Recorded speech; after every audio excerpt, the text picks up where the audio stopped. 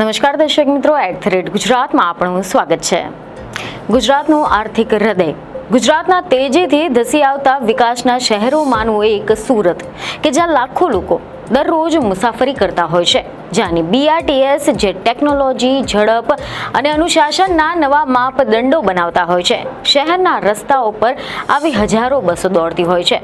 હજારો ડ્રાઈવરો સ્ટેરિંગ પકડીને માર્ગોને ચીરતા જતા હોય છે.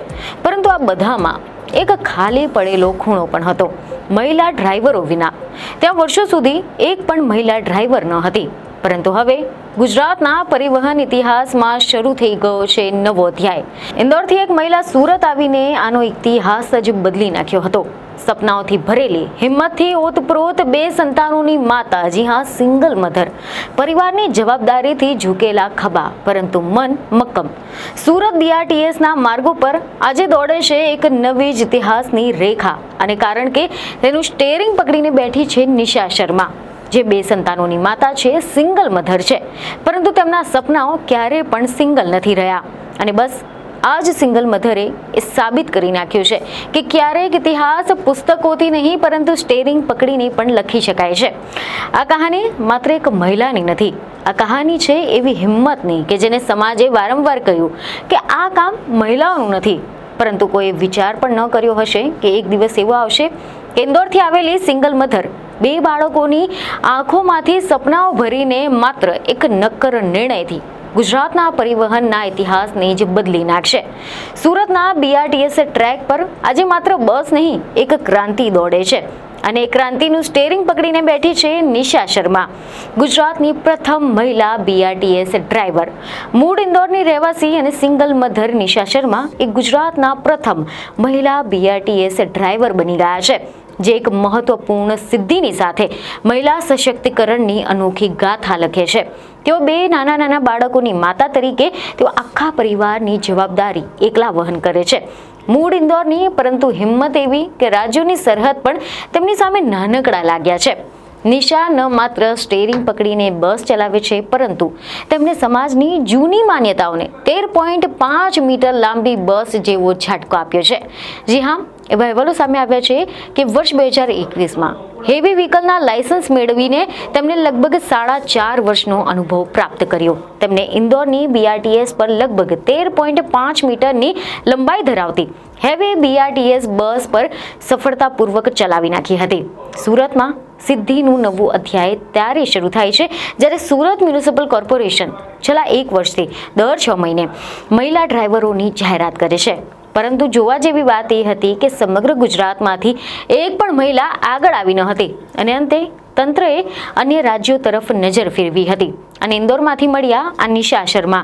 અખબારમાં જ્યારે સુરતમાં મહિલા BRTS ડ્રાઈવરની ભરતીની જાહેરાત નિશા શર્માએ જોઈ, ત્યારે તેમણે નિર્ણય લેવાનું માત્ર નોકરીનો પગલો ન હતો, પરંતુ એ સમયે તેમના જીવનનો સૌથી મોટો યુટર્ન લીધો હતો. કલ્પના કરો કે એક અજાણ્યા શહેરમાં આવવું, નવા ઘર, નવા રસ્તા, નવા ચહેરાઓ અને પાછળ તેમના 2 બાળકોની આંખોમાં મમ્મી તમે કરી લેશો તેવો નિર્દોષ વિશ્વાસ. સિંગલ મધર હોવાના કારણે નવા શહેરમાં સ્થાયી થવાનો તેમનો નિર્ણય સહેલો ન હતો. તેમ છતાં પણ દિવાળી પહેલા જ તેમને હિંમત ભર્યો અને આ પગલું ભરીને સુરતમાં ડ્યુટી માટે આવી પહોંચ્યા હતા. તેમનો અનુભવ અને કુશળતા તેમને BRTSના તમામ માપદંડો પર યોગ્ય ઠરાવતા હતા.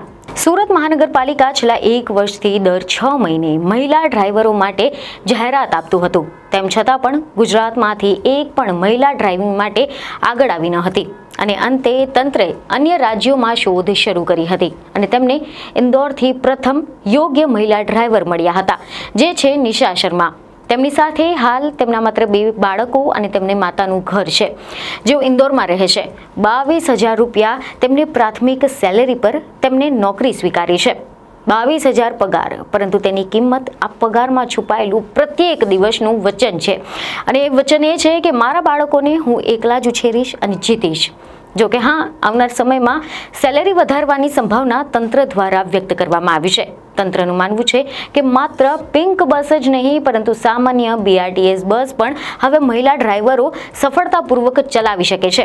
જો કે આના માટે સુરતમાં જોડાયા બાદ નિશા શર્માને 1 મહિનાની વિશેષ તાલીમ પણ આપવામાં આવી હતી, જેમાં માર્ગ ચિહ્નો, સુરક્ષા નિયમો, મુસાફરોની વ્યવસ્થા અને શહેરી ટ્રાફિકના વલણ અંગે વિગતવાર માર્ગદર્શન આપવામાં આવ્યું હતું.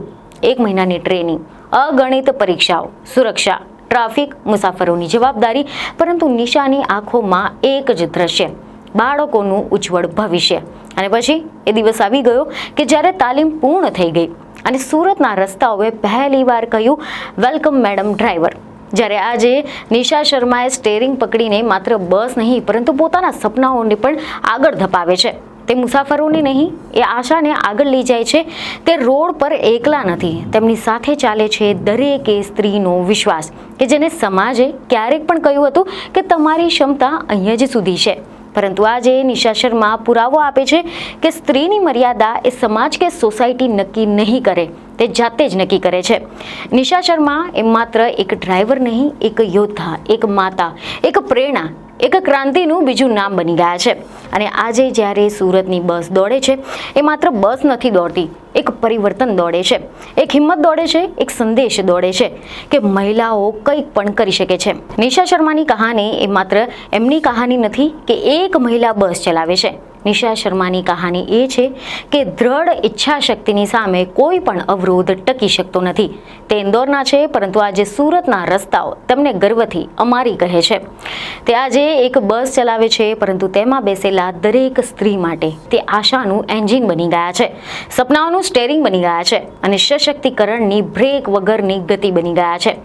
નિશા શર્મા માત્ર નામ નથી, પરંતુ તે ગુજરાતના પરિવહન ઇતિહાસમાં લખાયેલા એક નવા અધ્યાયની શરૂઆત છે. તો આશા છે કે અમારા દ્વારા તમારા સુધી પહોંચાડવામાં આવેલી આ કહાની તમને સારી લાગી હશે, જેથી અમારા વિડીયોને લાઈક અને શેર જરૂરથી કરજો.